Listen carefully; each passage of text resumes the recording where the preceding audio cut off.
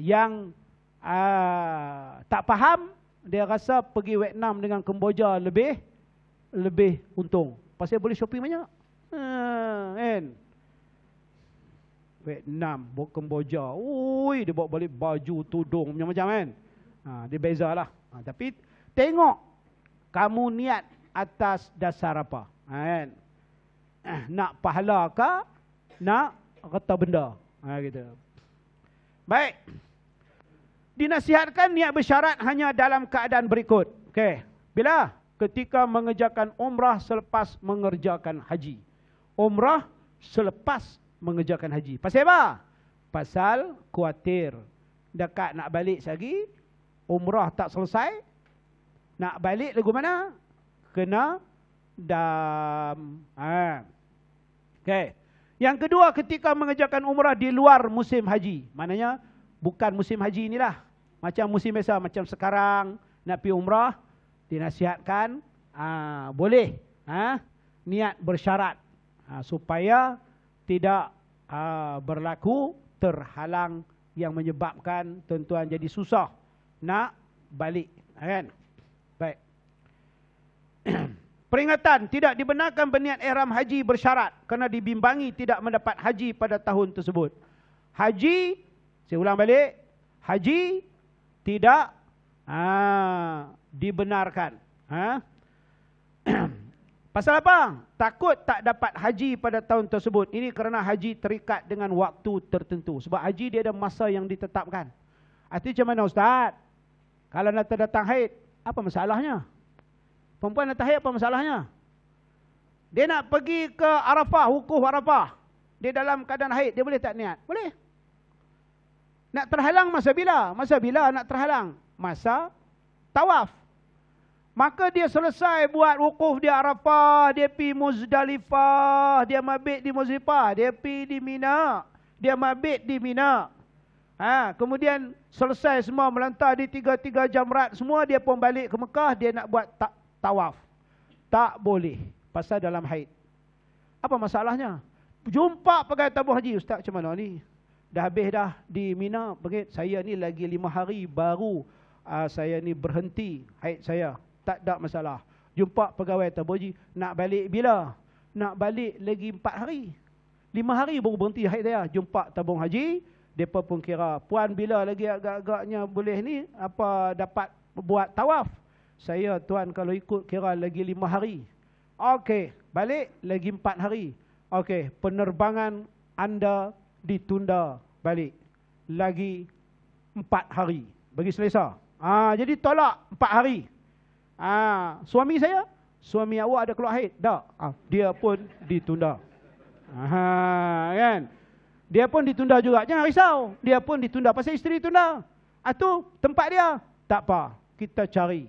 Ada tak siapa yang nak balik? Angkat tangan. Ada pakcik saya. Saya nak balik Ustaz.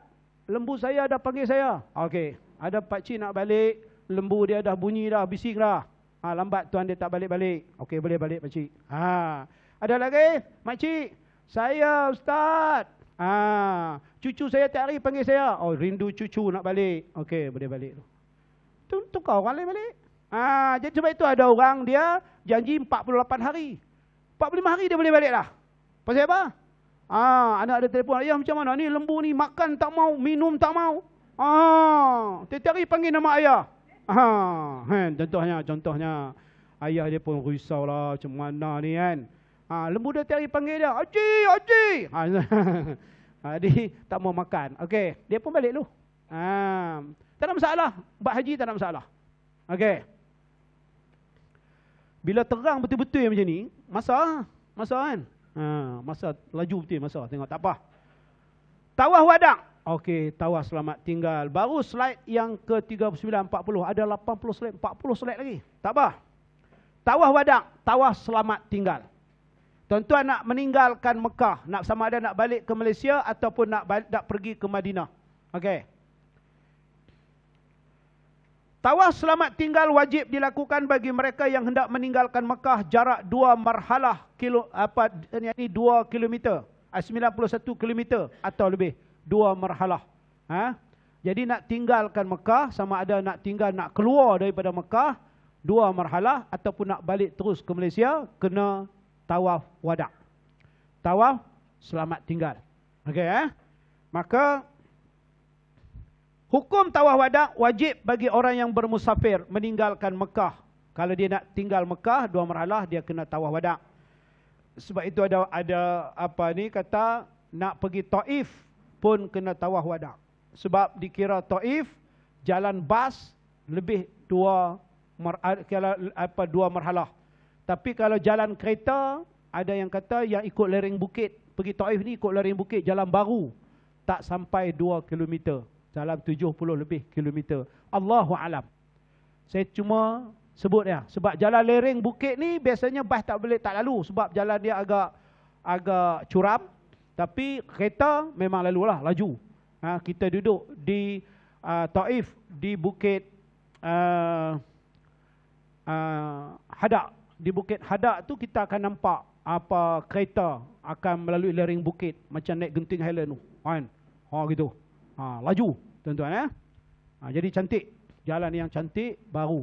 Tapi kita biasa dengan bas diperintahkan ataupun disuruh kita buat tawaf wada' kalau nak pergi Taif. Walaupun lepas tu balik ke Mekah. Orang yang meninggalkan Mekah dan akan bermukim di luar tanah haram selama 4 atau lebih walaupun jaraknya kurang dari 2 marhalah, sama ada penduduk Mekah ataupun bukan, dia kena tawaf wada'. Dan yang ketiga, orang yang meninggalkan tawaf wada' tanpa uzur yang dibenarkan syarak dikenakan dam, tertib wa takdir. Saja dia tak mau buat tawaf wada', dia kena dam, tertib wa takdir. Kalau sengaja, ya jangan tawaf wada', tak mau saya aku bayar dam. Boleh tak? Boleh, dan berdosa. Saja. Pasal apa? Bayar dam berapa? Kita kata kena bayar dam ni, tertib wa takdir ni. Kan? Tak ada masalah, dia kata dam, cakap yang berapa? Dia duit banyak. Dia duit banyak. Dalam akaun saja ada berapa juta. Jadi dam berapa rate? Dia tanya, dam berapa? Ada 10,000. Tak sampai, dam lah 10,000. Sekok kambing. Tak ada masalah, 10 ekor kambing aku boleh bayar. Contohnya. Dia saja pasal dia angkuh berdosa. Walaupun boleh dia banyak dam, tapi dikira berdosa. Janganlah kan kita duk main nak buat ibadat, jangan nak sombong dengan Allah Taala lah. Buatlah. Tak mampu barulah tak buat. Baik, uzur syar'i daripada tawaf wada'. Boleh tidak tawaf wada'? Ada beberapa sebab. Antaranya dia tak tawaf wada'. Okey, pertama, perempuan yang didatangi haid atau nifas memang tidak boleh tawaf wada'. Perempuan datang uzur, dia nak tawaf wada' macam mana? Yang kedua, perempuan yang didatangi istihadah dalam tempoh haid. Okey, sama. Yang ketiga, orang luka dan berdarah banyak yang boleh menajiskan masjid. Dia luka banyak dan luka dia tu menitik-nitik. Jadi dia tak habis tawaf wada', habis kotor dalam Masjidil Haram. Yang keempat, orang yang tidak mendapat air ataupun tanah untuk mengangkat hadas besar. Air tak ada. Dia nak tayamum pun tak boleh. Nak macam mana? Dia hadas besar. Jadi dia dikecualikan. Yang kelima, orang yang takut terancam nyawa, kehormatan diri dan harta bendanya. Dia dengar ada orang nak bunuh dia. Duduk kat Masjidil Haram, dekat depan, di luar tu. Kalau nampak dia, jadi dia pun tak pergilah. Yang keenam, orang yang takut ditinggalkan rakan seperjalanan. Dia terlewat. Jemaah saya baru ni yang saya kata kat tuan-tuan, angkat tangan surrender. Rupanya apa dia? Saya dah habis tawaf wada' balik dengan isteri saya, kan? Anak saya. Kami masuk ni hotel, tengok duduk kelang kabut. Ustaz. Apa kelang kabutnya? Rupanya dia tertidur. Sebab kita nak berangkat pukul 4 pagi. Jadi saya kata nak tidur bolehlah setting jam. Saya pun tak tahu macam mana. Kami dah habis tawaf, kira saya balik-balik tu, saya nak berehat sekejap. Saya nak tarik beg turun dan naik bas lah. Apanya dia kelang kabut. Dia tawaf, tak habis tawaf, dia dah risau. Dia kena tinggal. Dia pun cabut balik. Tak selesai. Sebab itu dia pergi airport, dia angkat tangan. Ustaz, saya gagal. Pasal apa? Dia bercerita keadaan. Itu saya kena bayar dam ke Ustaz? Kan? Masa dia tengok time dia tu, kalau dia tawaf lagi, mungkin bas tinggal dia. Bila macam tu keadaan, bukan dia sengaja, dia tertidur. Maka saya kata kat dia, awak kalau ikut kaedah tak kena dam, pasal awak bukan sengaja kan? Ya betul Ustaz, saya bukan sengaja. Okey. Kalau nak suruh bayar dam pun dia tak ada masalah. Dia somebody, duit banyak. Tapi nak cerita, dia ikut peraturan. Ikut peraturan. Kan? Kena tak kena. Jadi kalau nak bayar tu pulanglah saya kata. Tapi kalau ikut kaedah dia, lepaslah pasal bukan sengaja. Kan? Yang ketujuh, orang yang berpenyakit salasul baul. Salasul baul. Kencing tidak lawas. Itu kadang-kadang biasanya lelaki-lelaki lah. Dia tak boleh nak buat apa. Pasal dia duduk menitik. Menitik. Ini ada orang macam tu. Yang ke-8, orang yang dipaksa meninggalkan tawaf. Kecemasan, darurat, terdesak. Yang ke-9, orang yang takut kepada peminta hutang. Ada orang duduk tunggu dia. Yang ke-10, orang yang terpaksa dipimpin atau diusung kena uzur dan tidak mampu duduk di atas kursi roda. Ini pun yang juga berlaku kepada jemaah saya 3-4 tahun yang lalu. Dia demam panas, demam teruk. Suami dia bubuh di atas kursi roda, tolak pun, dia duduk lembek. Sembang pun tak mau sembang lah. Teruk sangat. Itu ditanya saya macam mana Ustaz, bolehkah dikecualikan? Ya, saya kata, itu dikecualikan lah. Folek terus, lembek terus. Dia demam yang agak kuat, lemah terus. Dan ke-11, orang yang dalam rawatan rapi dan berjadual. Itu tak boleh lah. Dia, contohnya dia, tukar darah, suntik apa ni kan? Dialisis. Masalah macam-macam lah. Petugas yang kerap keluar masuk Mekah kerana tugas menguruskan jemaah haji, itu petugas. Petugas, itu dia lain. Dia terpaksa pergi lari sekejap, keluar pergi ke Taif, pergi ke Jeddah untuk ambil jemaah, lari masuk. Dia kerja. Itu antara yang dibenarkan. Baik. Uruf semasa tawaf wada'. Itu kebiasaannya lah. Dia golongan yang tiada masalah dalam bab safar, musafir. Tempoh menunggunya adalah 8 jam. Ini biasa nak kena faham ni. Jemaah haji. Dia nak berangkat dah ni. Dia nak tahu masa bila boleh tawaf wada'. Okey. Tempoh menunggu 8 jam. Tempoh ini dalam keadaan biasa tanpa ada halangan atau sebab urusan berkaitan perusahaan. Dia nak naik bas pukul berapa? Diberitahu bas akan bergerak, tayar akan pusing pukul 5 petang. Maka dalam tempoh 8 jam daripada pukul 5 petang tu, dia dah boleh tawaf wada'. Okey. Perkiraan 8 jam tersebut adalah dikira bermula dari masa jemaah haji sampai di bangunan penginapan setelah pulang dari tawaf wada'. Sekiranya jemaah tidak keluar dari Makkah dalam masa 8 jam selepas tawaf wada', bukan disebabkan masalah urusan berkaitan pemusafiran, tawaf wada'nya dianggap telah batal dan perlu diulang semula. Dia nak tayar bergerak janji pukul 5. Manakala 8 jam, start pukul berapa dia boleh? 4, 3, 2, 1, 12, 11, 10, 9 pagi, dia dah, mana dia boleh tawaf wada' atau pukul 8 pagi, dia balik sampai hotel, masuk pintu hotel, perap, pukul, berapa tadi?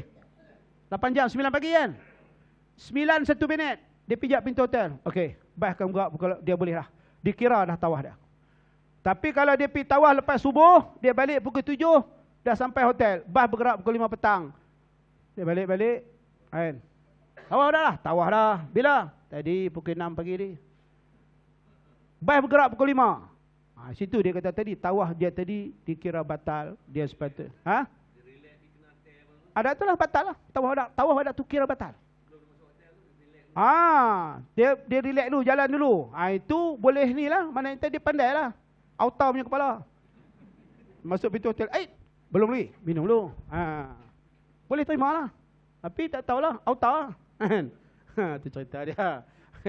Jadi tuan-tuan dan puan, benda-benda macam ni kita ambil perhatian lah. Pada jangan awal sangat. Kan? Pandai-pandai lah. Macam kata tadi, pusing dulu. Minum teh tak apa. Dia pergi beli pula barang. Dia kena tengok kedudukan dia lah. Okey, jadi kalau boleh, mana jangan awal sangat lah. Mana pijak pintu hotel tu lagi 8 jam.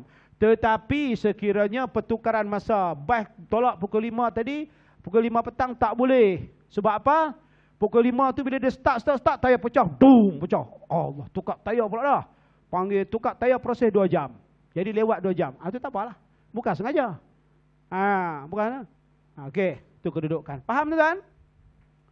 Okey. Tok uruf ya. Kemudian golongan yang ada masalah dalam bab safar ni pula. Okey, tempoh menunggunya 24 jam. Dia bagi masa panjang. 24 jam. Pasal apa? Dia ada lain sikit. Apa sebab? Tempoh ini adalah dalam keadaan di mana tawaf wadak telah selesai, kemudian dalam tempoh 24 jam baru dimaklumkan kelewatan pergerakan kenderaan keluar daripada Mekah. Maka jemaah tidak perlu mengulang semula tawaf wadak. Perkiraan masa 24 jam tersebut hendaklah dikira bermula dari masa jemaah haji sampai di bangunan penginapan setelah pulang dari tawaf wadak. Pukul 5 bas nak bergerak. Tapi muassasah bagi tahu jangan bergerak lagi. Pasal maklumat baru terima. Kan?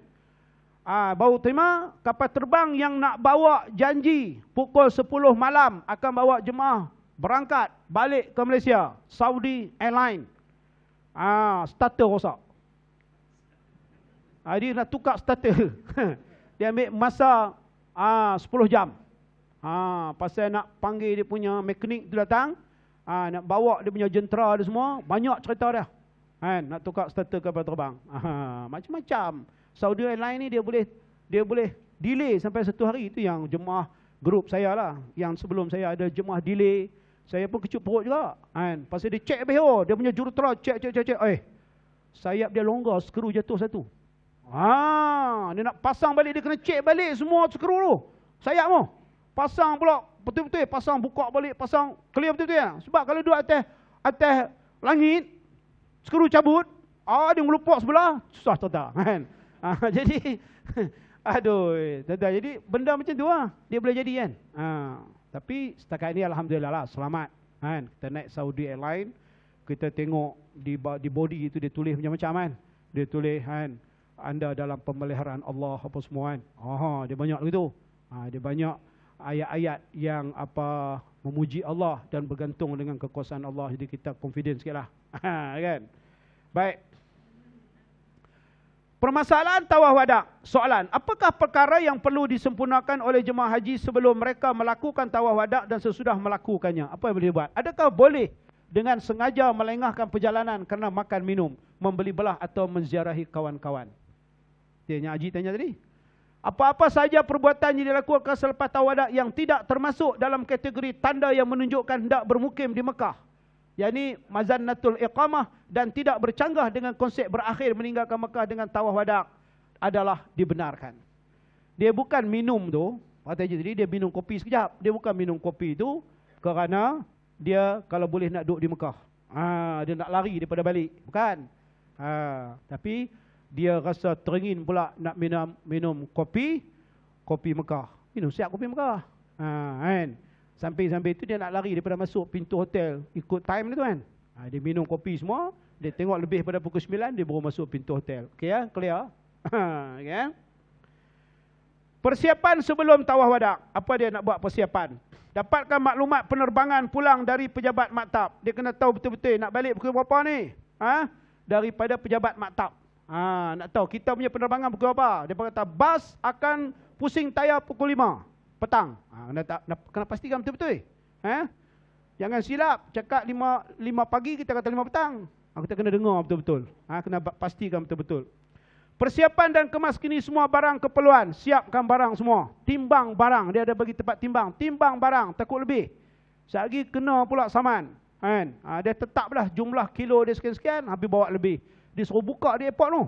Dia suruh tinggal. Oh payah. Yang ketiga, beg bagasi dibawa ke lobi untuk urusan angkut. Dia bawa hantar. Dia siap. Dia bagi letak grup by grup. Dia akan bubuh stiker untuk nak masuk dalam bas. Berwuduk dan pergi tawaf wadak. Okey, dalam tempoh 4 atau 5 jam sebelum bertolak meninggalkan Mekah. Saya tadi 4 atau 5 jam tu dia lagi nak bergerak bas, dia pergi lah. Macam tadi dia balik sembahyang subuh, dia breakfast dulu apa semua. Pukul 9 boleh lah. Pukul 8 kan baru dia bergerak pergi Masjidil Haram tawaf wadak. Ada yang rasa ni pas sembahyang Zuhur pukul ni, bas bergerak pukul 5, lepas sembahyang Zuhur lagi buat tawaf wadak. Okey, sembahyang Zuhur, habis sembahyang Zuhur baru buat tawaf wadak. Balik. Kita kedudukkan. Berwuduk dan pergi tawaf wadak. Tidak perlu memakai pakaian ihram. Tidak perlu keluar ke miqat. Dia tak payah pakai pakaian ihram. Sebab dia bukan duduk dalam ihram. Dia bukan berada dalam ihram. Bukan. Jadi dia tak payah pakai ihram. Tetapi polis tak benarkan masuk ke dalam kawasan tawaf melainkan pakai ihram. Pakai ihram. Macam ni ya, pergi tawadak. Tapi polis, la. Saya kata tawadak, la. Dia kata la ya, Ansur cakap banyak. Ya. Dia kata, dia tak lebih saya ihram. Pakai ihram dia dah. Pakai ihram. Tak ada, pakai pakaian ihram pergi turun, bukan nak pergi miqat apa. Pakai pakaian ihram turun. Payahnya satu ya. Kain ihram tu kan tebal. Nak masuk dalam beg besar lah. Beg dah siap ikat dah. Pakai ihram. Saya pergi balik pakaian ihram tu pula satu hai pula. Tak apalah. Susah sikit. Ada orang kaya senang, dia buka pakai ihram, dia baling buang. Kan? Pasal dia dah habis, berlombok tuan-tuan, dia pun baling dekat. Wih, kan? Penginapan saya tengok tuan, dia pun buang kain ihram. Dia pun nak balik beg ringan, dia pun tambah beg besar-besar, dia buang kain ihram tu. Kan? Dia pun buang, dia pun seronok. Buang. Bukan Malaysia lah. Tu kerja tu semua bukan Malaysia. Malaysia mana ada buat kerja begitu? Tu yang dapat anugerah apa pengurusan terbaik. Orang Malaysia ni taat semua. Tu bagus tu. Kan? Tengok, datang kursus. Nyak, ada tak sembang? Tak ada. Aduh. Bagus tu Malaysia. Tu saya pun seronok kan. Cuba saya duduk ceramah daripada duduk sembang. Saya balik terus ya. Baik. Niat tawaf wada'. Sebelum tawaf wada' disyaratkan melapangkan niat. Ya Allah, aku hendak tawaf di Baitullahil Haram 7 pusingan tawaf wada', maka permudahkanlah bagiku dan terimalah daripadaku kerana Allah Ta'ala. Panjang sangat. Yang ni hak sempurna. Hak paling ringkas. Ya Allah, aku nak tawaf wada'. Udah. Kan? Jalan tu, ya Allah aku tawaf wada' dengan 7 pusingan. Okey tu. Aku ya Allah aku tawaf wada'. Jalan. Lulus dah, lepas dah. Nak niat yang penting aku tawaf wada'. Pusing. Itu tak ada 7 pusingan, memang tawaf wada' 7 pusingan. Kan? Tapi yang sebenarnya macam kita semayang lah. Qasad ta'rud ta'yin. Angkat takbir tu mesti ada qasad ta'rud ta'yinnya. Allahu Akbar. Tu masa lintas tu saja aku semayang zuhur. Main zuhur aku main zuhur. Allahu Akbar. Lepas bar tu baru 4 rakaat tunai ikut imam kerana Allah. Lepas bar. Jadi qasad ta'rud ta'yin ni dalam kitab dah sebut. Panjang tak niat? Mana panjang? Allahu Akbar. Tu yang senang. Orang yang tak faham, tak mengaji, terus dia takbir dia lama. Allah, dia baca habis. Saja aku semayang fardu zuhur 4 rakaat tunai ikut imam. Imam ni siapa dia? Imam nombor 2. Kerana imam pun ya, tu lama. Kan? Tu yang lama tu. Allahu Akbar. Arab tengok sebelah. Wih, bid'ah. Mana dah yang gini? Tu Arab pun terkejut. Mampu ya dia tak. Kan? Siapa main? Malaysia. Hak yang betul macam mana? Allahu Akbar. Tu tengok Imam Masjidil Haram. Ada lama. Allahu Akbar. Tu yang ni. Cukup qasad ta'rud ta'yin. Tu orang mengaji. Hak tak mengaji yang Allah. Ada lagi rock sikit. Allah. Mampu. Haji kenapa lama sangat? Tak datanglah. Siapa nak datang? Syaitan datang. Datang, tak datang lagi. Lama. Allahu Akbar. Syaitan yang masuk lah. Mampu semayang. Yang buat tu pula imam. Dia buat macam mana?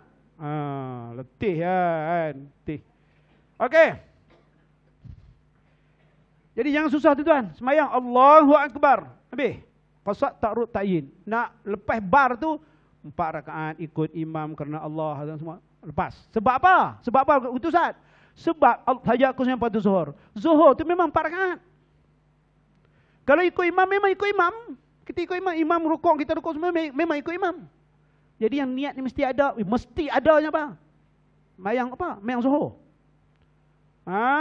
Saja aku sembahyang fardu zuhur, itu mesti ada. Saya aku sembahyang zuhur, itu mesti ada. Kan? Itu tak sebut kerana Allah. Kerana sembahyang memang kerana Allah. Kalau bukan kerana Allah memang tak sah. Kalau kerana pak saja aku sembahyang zuhur 4 rakaat kerana pak mentua datang ke rumah, memang tak sah. Pak mentua datang baru sembahyang. Pasal apa? Tunjuk pak mentua, bini dia pun bisik, bang, semayang. Baru bapak kata, bagus sikit. Pak mentua dia pun, betul aku dapat menentu. Semayang bagus punya. Padahal pak mentua tak main, mampu tak semayang. Contohlah. Allahu Akbar. Baik. Penting, tidak boleh dilakukan kecuali setelah sempurna melakukan tawaf rukun. Yang ini rukun umrah atau rukun haji. Tadi dah kena selesai semua tu. Baik, nak cepat sikit. Pelaksanaan tawaf wada, perkara yang boleh dilakukan selepas tawaf wada. Okey, sekarang ni ada perubahan sikit. Mungkin kita dengar cerita orang dulu, ada sikit-sikit perubahan. Okey, yang boleh buat selepas tawaf wada. Menunaikan solat sunat tawaf dan berdoa selepasnya di Masjidil Haram. Boleh. Sebab apa saya cakap tuan-tuan kena kusuh betul-betul. Saya buat jemaah umrah baru ni, bila nak balik, saya bagi kepada petugas di Mekah. Saya kata, hampa buatlah. Mau buat lah. Aku nak bagi hampa pula buat. Kata, aku tak larat, aku nak berehat sikit. Mereka pun cerita tawaf wadak. Tuan-tuan dan puan-puan, kalau tuan-tuan buat tawaf wadak, selepas tawaf wadak, tuan-tuan ni kena dam. Ni kena dam. Saya dengar dam saya. Dam, dum, mampu terus. Tuan-tuan buat begini, batal tawaf ni, tuan-tuan kena dam. Mana ada semua dam? Dia kalau batal tawaf wada, ambil buat lain lah tawaf wada. Kan? Kecuali kalau hang memang tak boleh buat terus dengan ni, tu baru kena dam. Ni semua dam. Orang semua senyap. Lepas tu, dah habis tu, sebelum tawaf wada, esok tu saya panggil dia semua. Okey, jemaah umrah, saya beritahu, saya menghormati orang yang bagi taklimat sebelum ni sebab dia pun guru agama. Dia mengaji lebih jauh daripada saya. Dia Timur Tengah. Saya Timur Tengah pun tak pi, Timur Tepi pun tak pi. Saya Malaysia yang mengaji. Tapi saya nak terang kedudukan sebenar. Saya cerita. Saya berdasarkan kepada panel-panel muzakarah haji yang telah bersidang. Gini-gini cerita. Kami dah gini. Terima di muzakarah haji kebangsaan. Gini-gini. Okey. Cerita kedudukan. Baru dia rasa lega. Oh, tidak dam saya. Dam. Oh, mampu. Kan? Baik, boleh. Lepas habis tu nak pergi kucuk Hajar Aswad, minum air Zam-Zam, berdoa di Multazam, boleh.